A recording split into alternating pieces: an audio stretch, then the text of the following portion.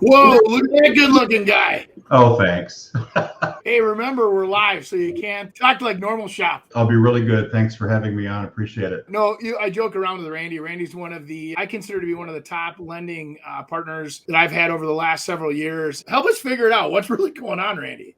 Interesting times. What's triggering these rates recently? I mean, they just spiked up again. What is happening out there that's making that happen? Maybe can the consumer time it, or when rates, come back down, or if they are going to come back down, or do you think they're going up? Kind of just guide us a little bit through what you're seeing and what we should prepare for. So I think the most recent uptick in rates, I know you and I had a conversation about that. We probably saw about a 0.5 point increase in rate just from the tail end of last week to when the market opened on Tuesday. And the sell-off was pretty significant. You couldn't lock into it. You had to wait until the market opened and pricing came out. So the Federal Reserve came out after their meeting in Jackson Hole. The people that were looking at what should have happened didn't get the results or answers that they wanted. They thought that oil prices were coming down, gas prices were easing a bit. They thought inflation was, moderating just a little bit. They were anticipating that the Fed would come out and say, we're not going to hit a 75 basis point hike next time. We're going to cool it down, maybe 50, maybe 25. I think the markets would have liked that. What the Fed came out and said was,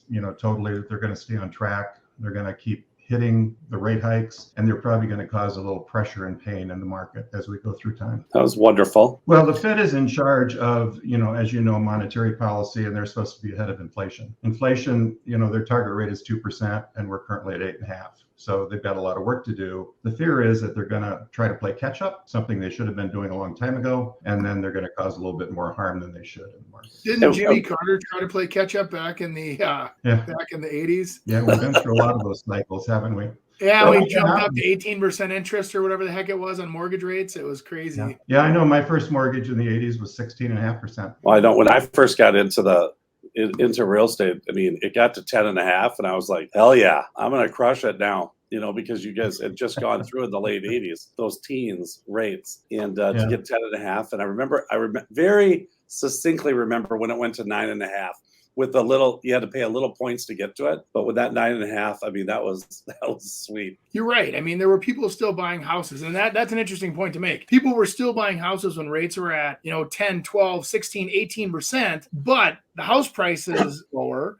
And so we've seen where house prices have gone up, up, up, up. And now, but this price, low interest rates, what makes it affordable based on people's incomes, right? There's always that give and take. And so right now, incomes are here. Rates were down here, so it made it very affordable to have those houses. With rates going up, now it's like, well, I better think about this. They're not here, but they're still fair, but they're not crazy. And so I think that's the hesitation a lot of people have is that, hey, that house was going to have a $2,000 payment. Now it's $3,300. What advice, Randy, can you give for those people that are in this situation I just described? Do you recommend that they still buy? Do you recommend they hold off? What do you recommend?